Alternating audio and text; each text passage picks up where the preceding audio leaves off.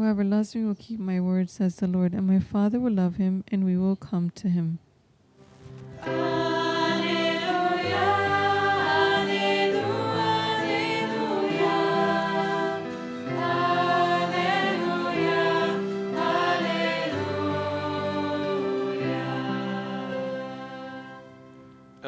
Lord be with you and with your spirit.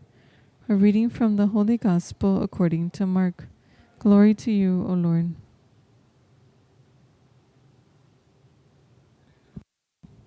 The disciples had forgotten to bring bread, and they had only one loaf with them in the boat.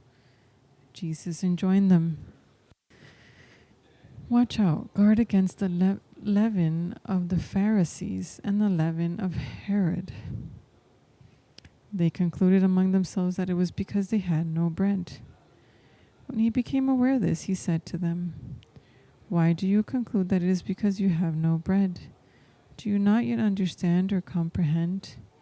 Are your hearts hardened? Do you have eyes and not see, ears and not hear? And do you not remember when I broke the 5 loaves for the 5,000, how many wicker baskets full of fragments you picked up?" They answered him, 12. When I broke the 7 loaves for the 4,000, how many full baskets of fragments did you pick up? They answered him, 7. He said to them, "Do you still not understand?" The Gospel of the Lord.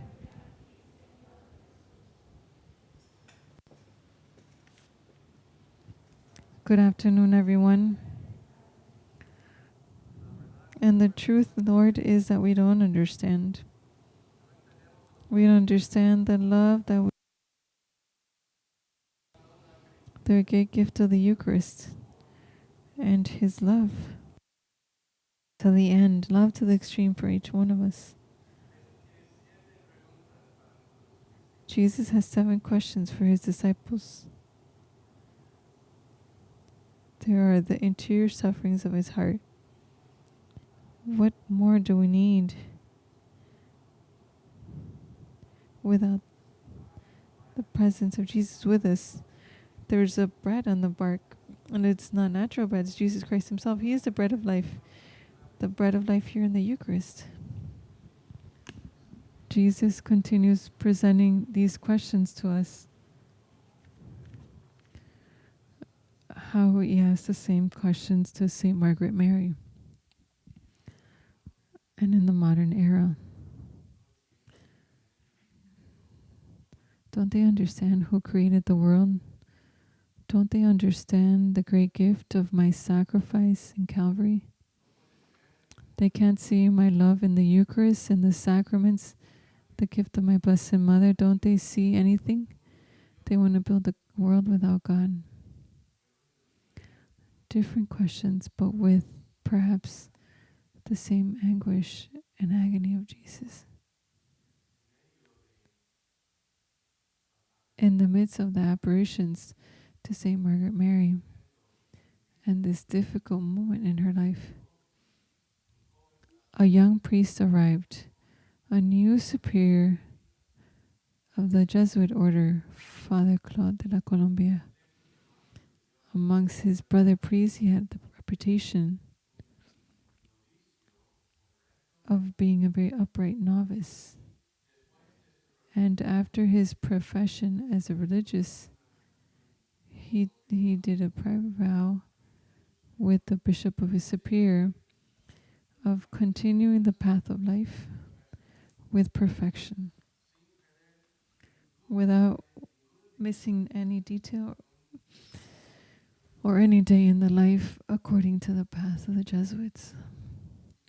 And he fulfilled it. He completed his private vow. He had a disposition, a very free heart, but with much determination, with a very weak constitution because of his health, a very brilliant intellect.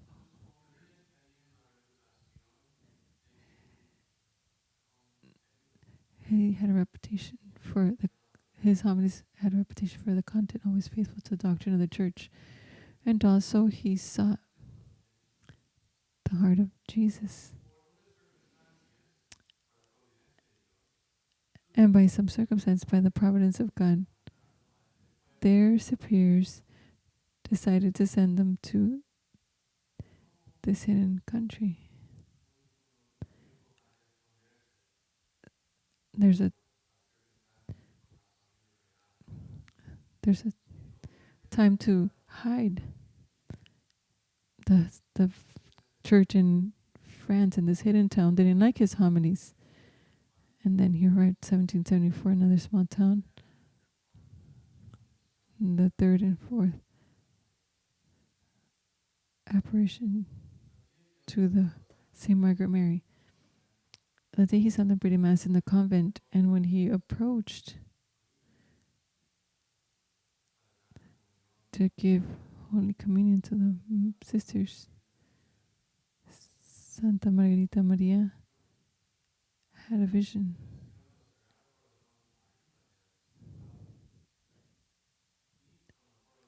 The heart of Jesus, the heart of St. Margaret Mary on one side, his priestly religious heart in communion with the Sacred Heart of Jesus. And she listened to the voice of Jesus and said, "Behold my faithful servant and perfect friend."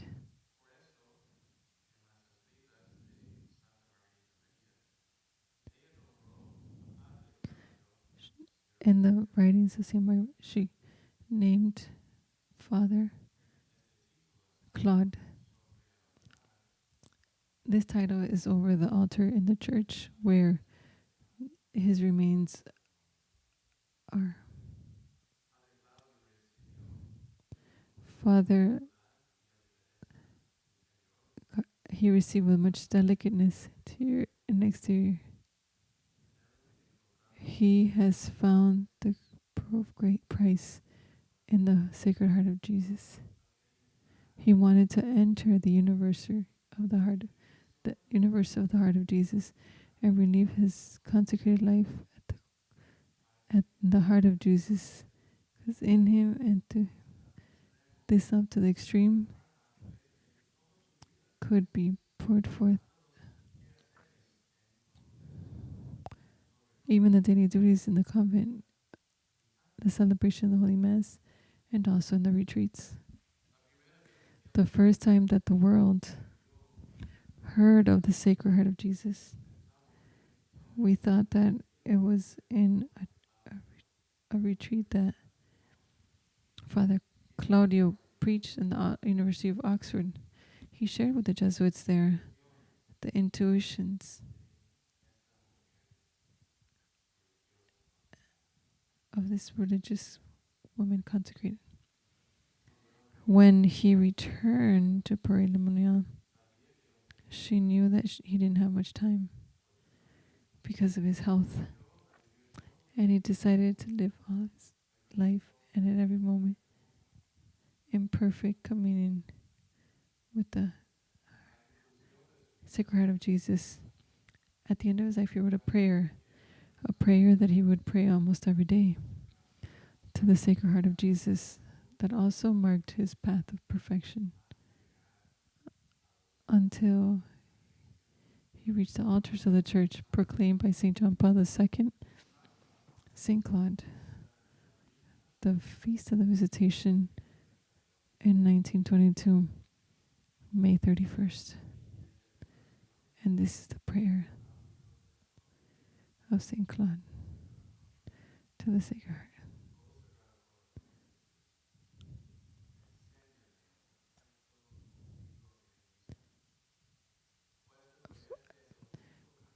Since this is the only path through which one can enter in you, since everything that I do is yours, make it so that I don't do anything that is not worthy of you.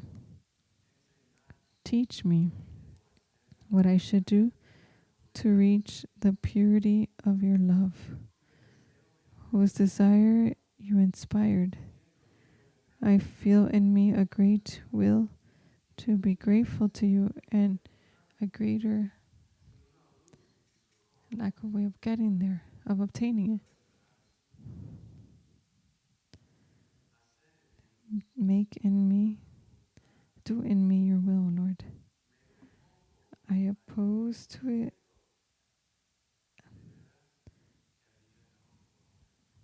I oppose it, I'm sorry, but I wouldn't want to oppose it. You have to do everything, O divine heart of Christ. You will have all glory of my sanctification if you make me holy. But it would be for you a great joy, and only for that I want to desire perfection. Perhaps today, brothers and sisters, return to this love of loves, this gift of gifts, the sacred and Eucharistic heart of Jesus that awaits us. We can walk day by day, listening to the beatings of his heart and fulfilling the duties of love, even the smallest details, so that we too may be faithful servants and faithful friends of his heart. All for the heart of Jesus, to the heart of Mary.